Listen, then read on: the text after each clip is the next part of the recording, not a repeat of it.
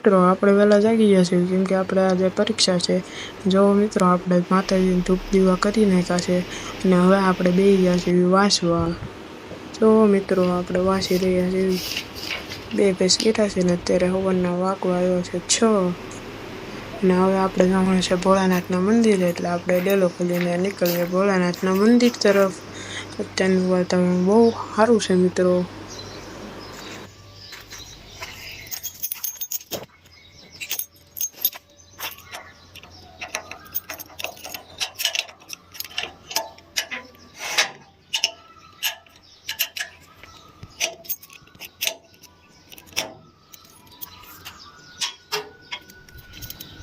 અને મિત્રો જેવું આપણે તાળું ખોલ્યું તો મિત્રો અત્યારે શેરી ઉપર કોઈ નથી ને ફટાક કરતાં આપણે પગી ગયા રોડે।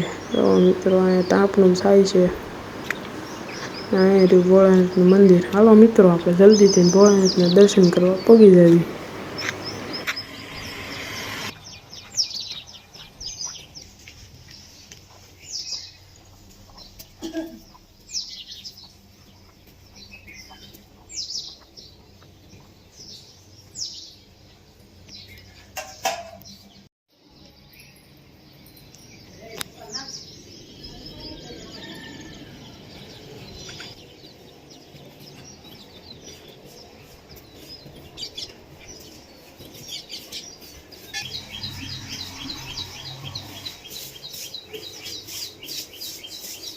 સરસ મજાના ધોળા ફૂલ છે, સામે ગુલાબી જેવા ફૂલ છે ને તમને હવે કૃષ્ણ ભગવાનના તમને દર્શન કરાવી દઉં।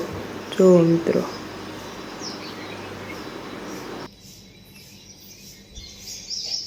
હવે આપણે ઉપડી ગયા છીએ આટો મારવા મિત્રો સવારમાં। ચાલો મિત્રો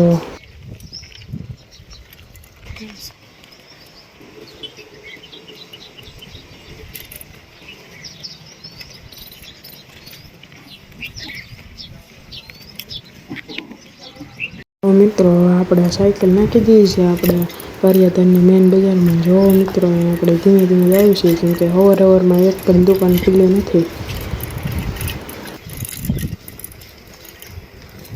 અને પછી ફટાકથી આપણે ભૈરવ દાદાના મંદિરે આવી ગયા છીએ। જો મિત્રો જો મિત્રો તમે ભૈરવ દાદાના દર્શન કરી લ્યો। જો મિત્રો અહીંયા કાળકા માતાજીનું મંદિર છે તો તમને કાળકા માતાજીના દર્શન કરાવી દઉં। અને હવે મિત્રો અહીંયા હનુમાન દાદાનું મંદિર છે તો હું તમને હનુમાન દાદાના પણ દર્શન કરાવી દઉં। અને જો મિત્રો તમે દર્શન કરી લ્યો અને કમેન્ટમાં લખી દો જય હનુમાન દાદા। અને મિત્રો આપણે દર્શન કરીને સીધા આવી ગયા હરાજી જોવા। મિત્રો અત્યારમાં અહીંયા હરાજી થાય છે એટલે હું તમને બતાવું કે જોવો અહીંયા બધા હરાજી કરે છે અને માણસો લે પણ છે। તમે જોવો હું તમને બતાવું।